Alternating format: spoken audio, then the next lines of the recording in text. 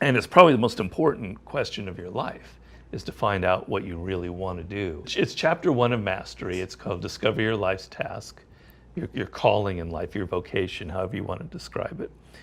And I say it's the most important decision that you'll ever make, because it won't not only will it determine your career, your success, how much money you make, it will also determine how happy you are, how fulfilled you feel in life.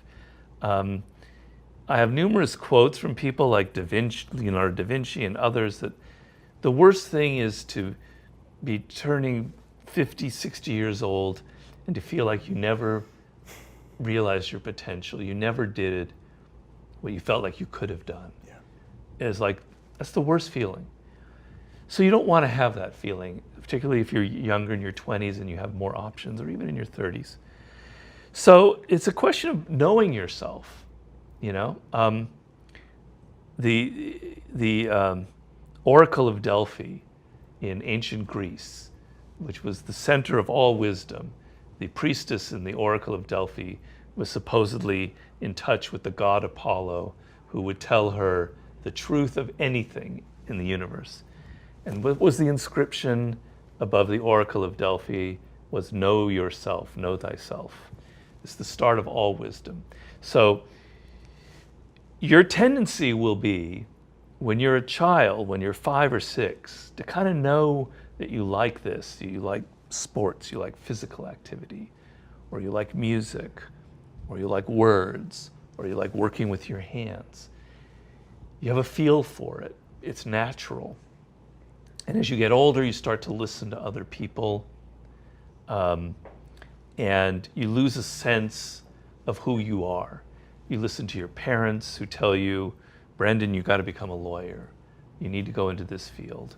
Your friends are all scrambling to make a lot of money, and you lose this connection to who you are, to what your strengths are, to what you love. And the whole thing about learning is, learning has to be fun. I know I'm contradicting myself in that I said frustration is good, but you need to also love what you're studying. So I give the example, I've said it many times in interviews, that if you're wanting to learn French, for instance, this is something that happened to me. In university, you know, you could spend years learning French from a professor, and after 2 years you go to France, you can't speak a damn word, right? Because you really weren't that interested, you weren't listening, it's not exciting, it's not fun. But you go to France and you meet a French girl and you're really excited and you want to seduce her, you want to whatever. All right, now you're motivated to learn French. You're really motivated, and it's fun. Mm-hmm. And you're listening to her and you're listening to others, and suddenly in 2 weeks you learn what in 2 years you never learned. The mind is more receptive when you're excited, when you're liking something, when you're interested in it. So we were talking about shortcuts. Well, it's not a shortcut, but it streamlines the process a little bit, because when you know that in your own experience, when you're studying math and you don't like math, it goes in one ear out the other. But if you love math, you're paying deep attention and you absorb things. So connecting to the subject, loving it, you will learn much faster. So you have to know yourself. You have to know what you're good at, what you love. There's a book I recommend for people. I can't remember the exact title. I think it's called The 5 Frames of Intelligence, something like that, by I think it's Howard Gardner. And he's basically saying that there are 5 forms of intelligence. One of them is kinetic, which has to do with physical motion. One is mechanical, having to do with spatial things. One is like music and math. One is words, etc.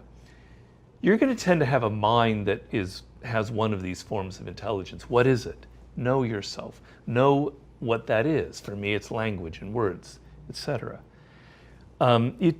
It's getting in contact with who you are, what you love, going back to that child, rooting out all the voices of your parents and your friends, finding those things that when you read online and you find a subject, what your eyes light up at, what you want to explore. It's a process. It's not going to happen overnight. It depends on how old you are, where you are in life. It's never too late to make an adjustment or to find who you are. I didn't write the 48 Laws of Power or start writing until I was 36. And up until that moment, I was kind of a lost soul. I was kind of unhappy and I was wandering around. It can take time. As long as you're trying, as long as you're exploring, it'll probably come. But if you're only following what other people are doing, you're in trouble. You might succeed for a while. You might get that law degree and make money, and when you're 28, like your mom and dad want you to. But by the time you're 34, you're tuning it out. You're drinking. You're getting on drugs. You're doing online porn. You're so out of it. You're so disconnected. You fall into various addictions, and it may not be something that destructive, but it's not engaging you. And you might have succeeded for a while, but you're going to pay a price. I'm telling you, it's the most important decision that you can have, is connecting to it and making it practical. So you're not going to want to become a poet or a rock musician just because you love music. All right, I'm going to start my own band. That's not necessarily practical, okay? But you love music. All right, let's find a path in music that is practical, that you can use. And maybe it will end up being a rock band, who knows? I don't want to discourage that, but I knew I wanted to write. That gave me the latitude to explore this vast area and then find my niche. Mm-hmm. You know that you love working with your hands. Okay, explore this. Or you love computers. Explore the whole area and you'll find your niche. But you've got to know what that first overall ecosphere is that you want to explore. Brandon, we could talk about it for hours, so I'm just going to shut up at this point, but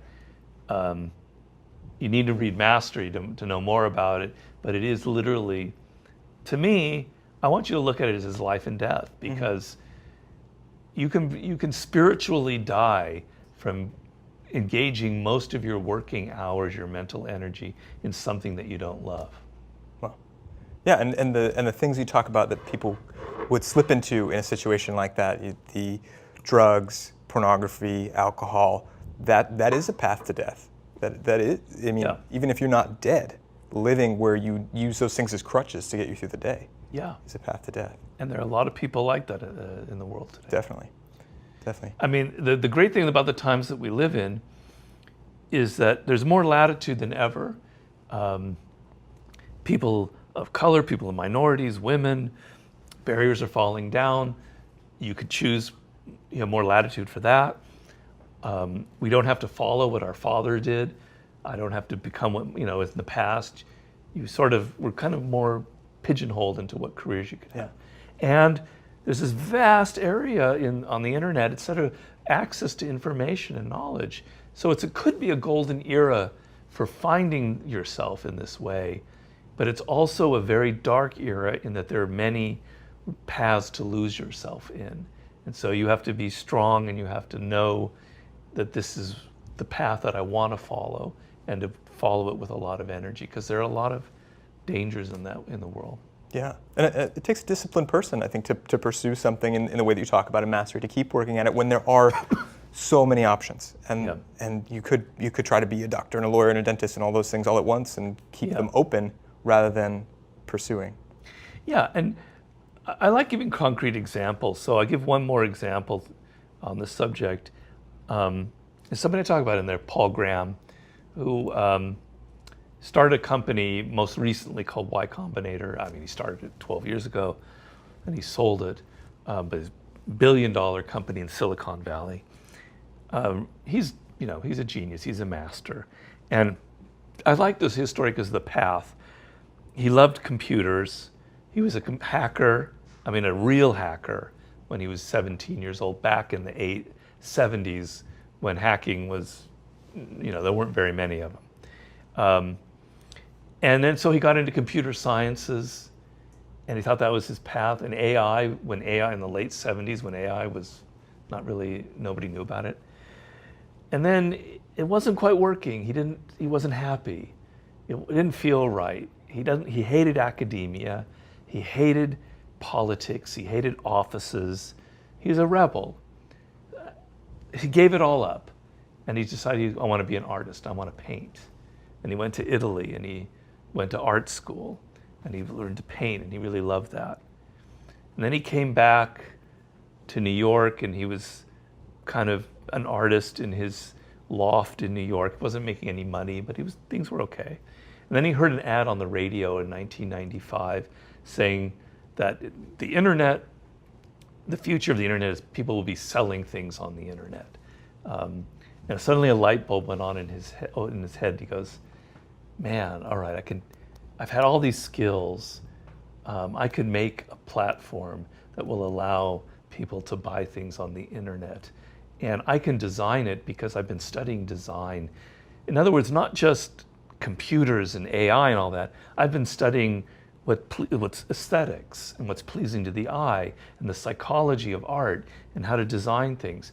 So he took all of his experience in hacking, in artificial intelligence, in art, and he created what ended up selling to Yahoo. I forget what it's called, Yahoo something or other.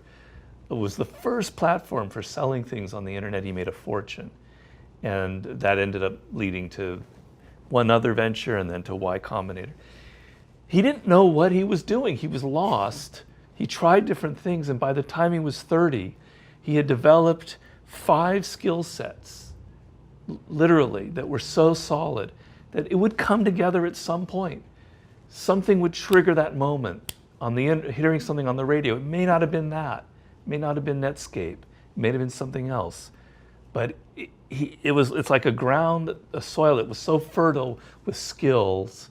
Something great was about to happen, and that's a path I think is really rich to imitate. Yeah, it reminds me of how we often poeticize the myth of Steve Jobs, and how Steve Jobs studied calligraphy and fonts and things like that, and that was one more thing that was part of his path to mastery and becoming who he was. Yeah, people don't realize Steve Jobs was actually not much of a computer person. He was quite mediocre in his computer skills. It was Wozniak who was the hacker. I mean, he wasn't terrible, but that wasn't his strength. His strength was design. Mm-hmm. And his story is interesting because when he's like 5 or 6 years old, he's walking with his stepfather somewhere in Silicon Valley where they grew up. He grew up in Northern California. And he passes an electronics store with all the gizmos in it of the time with their tubes and everything. And he goes, wow. He got so excited by technology, but the design of technology, and this is a 5-year-old, that's what I'm talking about, like when you're a kid, in a very visceral way, something strikes you. And that's what he ended up becoming. It wasn't technology, it was the design element. That's what his genius was bringing together a pretty good knowledge of technology with a great knowledge of fonts, calligraphy, modern design to create his greatest breakthrough, which people don't realize, which was the iPod. That started all of the changes that we now have. So he's a perfect example of what we're talking about. Yeah. Thanks for watching that video. To see the full episode, check out the box over here or the link in the description.